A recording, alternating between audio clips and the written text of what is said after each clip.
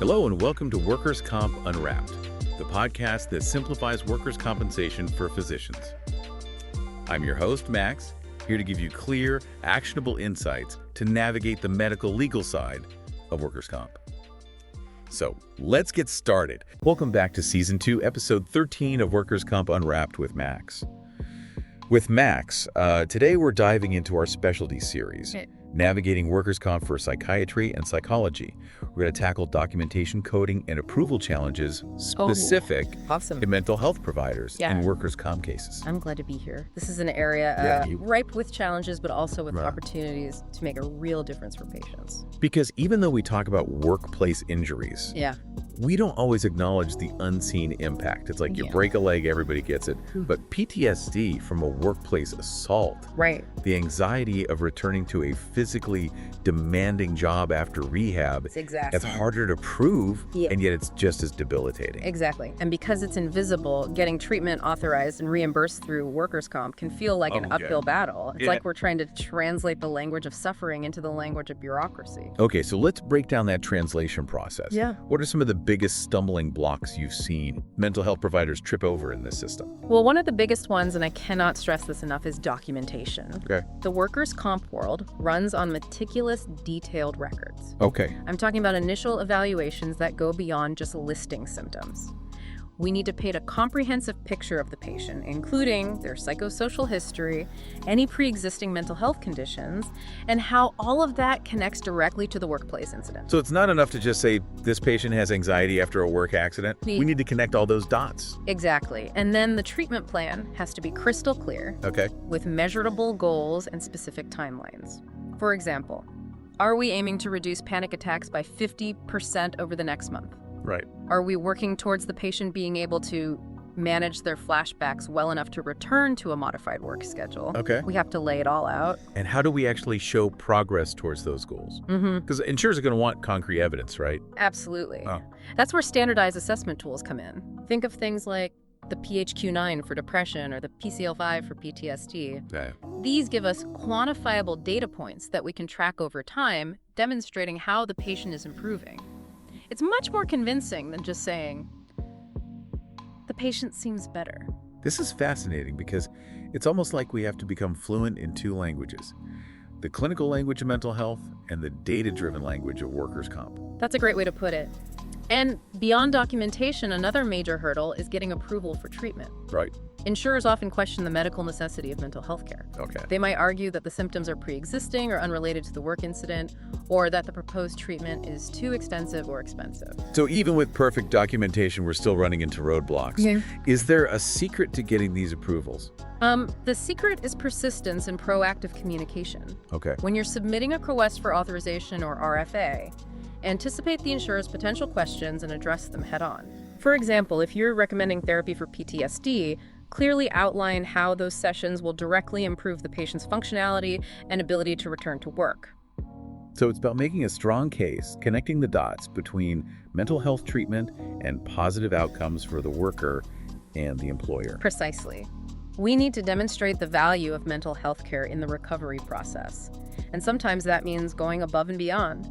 Don't be afraid to include patient testimonials or even consult with the patient's primary care physician to strengthen the case for integrated care. That's a great point about collaboration. It sounds like we're not just treating patients, we're also advocating for them within a complex system. That's exactly right. And it's not always easy. There's often stigma surrounding mental health, even in this day and age. Some employers and insurers still see it as less legitimate than a physical injury. Which is so frustrating because, as we've been discussing, mental health is health. You can't separate the mind from the body, especially when it comes to recovery and well-being. I couldn't agree more. But the good news is we're not powerless in this situation. There are concrete strategies we can use to navigate these challenges and ensure our patients get the care they deserve. And that brings us to the all-important world of coding. Yes. The land of mysterious numbers and acronyms. I know this can feel overwhelming, especially for those of us who are more comfortable with the language of therapy than the language of billing. It's definitely its own beast. But just like with documentation, understanding the basics of coding can make all the difference in getting your claims paid correctly and on time. So where do we even begin? Should we all go back to school for a degree in medical billing? Don't worry, it's not that complicated. Okay. The key is to understand the logic behind it. Think of each code as a specific label that tells the insurer exactly what service you provided and why it was medically necessary. For example, a common code you'll use is 90791 for a psychiatric diagnostic evaluation. But simply using that code isn't enough. Your documentation needs to clearly support the need for that evaluation. So it's all about alignment. The code says what you did, and the documentation proves why you did it. Exactly. And if those two things don't match up perfectly, you're likely to run into denials or delays in payment. And let's be honest, no one wants to deal with that headache. For sure. So we've got documentation, we've got RFAs, we've got coding. Is there anything else mental health providers should be aware of when navigating the workers' comp maze? One thing that often gets overlooked is the importance of staying up to date on evidence-based guidelines for treatment. Okay. Insurers are more likely to approve treatments that align with established standards of care. So we need to be able to back up our treatment plans with solid research. Absolutely. It's not enough to say, this is what I've always done. You need to be able to demonstrate that your approach is supported by the latest scientific evidence. Fortunately, there are plenty of resources available like the California MTUS Behavioral Health Guidelines or the APA's Guidelines for Treating PTSD, Anxiety, and Depression. This is all incredibly valuable information. I know our listeners are already starting to feel more equipped to tackle these challenges. But before we move on to specific strategies for success, I'd love to hear a real-world example of how these principles play out in practice. Can you share a case study that illustrates what we've been discussing? Absolutely. I once worked with a psychologist who was struggling to get approval for weekly CBT sessions for a worker who had developed PTSD after a workplace accident. The insurer initially denied the request, saying there wasn't enough evidence linking the PTSD to the incident. That's so frustrating. Sounds like a classic case of what we were just talking about with the insurer questioning the medical necessity of mental health treatment. Exactly. But the psychologist, she didn't give up. She knew she had built a strong case, so she went back and really beefed up her documentation. She provided a detailed timeline of the worker's symptoms, things like flashbacks, nightmares, and hypervigilance, showing how they directly correlated with the workplace trauma. So she really drove home that connection between the incident and the mental health condition, making it impossible to ignore. Right. And she didn't stop there. She included results from the PCL-5 assessment, a standardized tool that measures PTSD severity. The scores clearly demonstrated the impact the trauma was having on this worker's life. So she had the qualitative data from her observations and the quantitative data from the assessment, creating a powerful 1-2 punch. Exactly. And to really seal the deal, she collaborated with the worker's primary care physician. They co-wrote a letter emphasizing the need for integrated care, highlighting how the PTSD was impacting the worker's overall health and recovery. This is brilliant. It shows how strategic collaboration can really strengthen your case. It makes a huge difference. In the end, the insurer approved the request for CBT sessions. The worker's symptoms significantly improved, and they were able to gradually return to work. That's such an inspiring example. It really shows that even when the system feels stacked against us, we can advocate for our patients and make a real difference. It's all about knowing the rules of the game and playing it strategically. We don't have to just accept denials. We have the power to push back, to educate, and to fight for the best possible outcomes for our patients. I love that. So for our listeners who are feeling fired up and ready to take action, what are some key takeaways they can implement right away to improve their chances of getting those treatment approvals? First and foremost, remember that documentation is king. It's the foundation of everything in workers' comp. Make it detailed, make it specific, and make sure it clearly connects the mental health condition to the workplace incident. Like we said earlier, if it's not documented, it didn't happen. Exactly. And when it comes to those RFAs, don't just check the boxes and hope for the best. Be proactive. Anticipate those potential objections and address them head-on. Explain why this treatment is essential for the worker's recovery and ability to return to work. So it's not just about what treatment we're recommending, it's about why and how it connects to the bigger picture. Right. Paint a clear picture for the insurer. And don't be afraid to involve other stakeholders. Collaborating with primary care physicians, employers, and even the worker's family can strengthen your case and demonstrate a holistic approach to care. Collaboration is key. Now, what about the dreaded coding? What's the biggest mistake you see providers making in this area? The most common mistake is not understanding the why behind the codes. It's not enough to just slap a code on a claim and hope it goes through. You need to know what each code represents and make sure your documentation aligns perfectly. It's like we were saying before, the codes are like labels and the documentation is the content inside the package. They need to match up. Exactly. And one crucial tip here is to stay organized. Use checklists, templates, or even software to help you keep track of codes and ensure accuracy. That's a great point about streamlining your processes. The less time you're spending on administrative headaches, the more time you can focus on what really matters: patient care. Absolutely.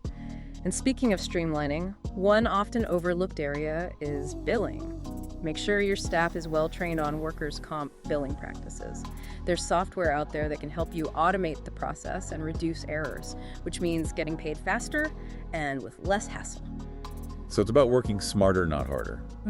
We're not just clinicians, we're also business owners. And efficient billing is crucial to our success. Couldn't have said it better myself. This has been an incredibly informative deep dive. I know our listeners are feeling much more confident about navigating the workers' comp system. Before we wrap up, is there anything else you'd like to share with our mental health providers out there? Any final words of encouragement? I think the most important thing to remember is that you are not alone. There's a whole community of mental health providers out there facing these same challenges. Don't be afraid to reach out to colleagues, join professional organizations, or seek out mentors who can offer guidance and support. We can learn so much from each other's experiences. Right. Share best practices and even just vent about the frustrations of the system. It's so easy to feel isolated in this work, Yeah. but we're stronger together. Absolutely. And remember, what we do is incredibly important. We're advocating for the well-being of injured workers, people who are often struggling with invisible wounds and facing a system that doesn't always understand or prioritize their needs. So true. It's about more than just paperwork and billing codes. It's about advocating for our patients' humanity, their right to heal and return to a fulfilling life. Exactly. And the more we can educate ourselves, hone our skills, and collaborate with each other, the more effective we'll be in that mission. This has been such an eye-opening conversation. I know I've learned a ton, and I'm sure our listeners are feeling more empowered and ready to tackle those workers' comp challenges head on. I hope so. It's all about shifting our mindset from feeling overwhelmed and defeated to feeling strategic and empowered.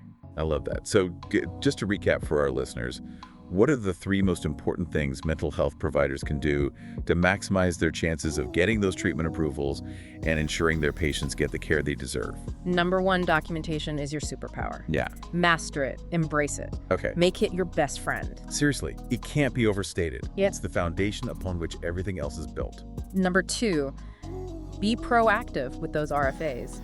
Anticipate those potential objections and address them head on. Don't just passively wait for a denial. Build a strong case from the get-go. It's about taking control of the process, Yeah. not letting the process control you. And number 3, never stop learning. Stay up to date on the latest coding guidelines, evidence-based treatments, and billing best practices. The more knowledge you have, the more confident and effective you'll be. It's about investing in yourself and your practice so you can better serve your patients. Exactly. And remember, even small steps can make a big difference. You don't have to overhaul your entire system overnight. Start with one area that feels manageable and build from there. That's great advice. Celebrate those small wins and keep that momentum going. Thank you so much for sharing your wisdom and expertise with us today. It's been a true pleasure. It's been my pleasure as well. And to our amazing listeners, thank you for tuning in to this episode of Workers Comp Unwrapped. Remember, you are not alone in this journey. Keep fighting the good fight for your patients and for yourselves. We'll be back next week with another deep dive into the complex world of workers' compensation. Until then, take care. Thank you for listening to Workers' Comp Unwrapped.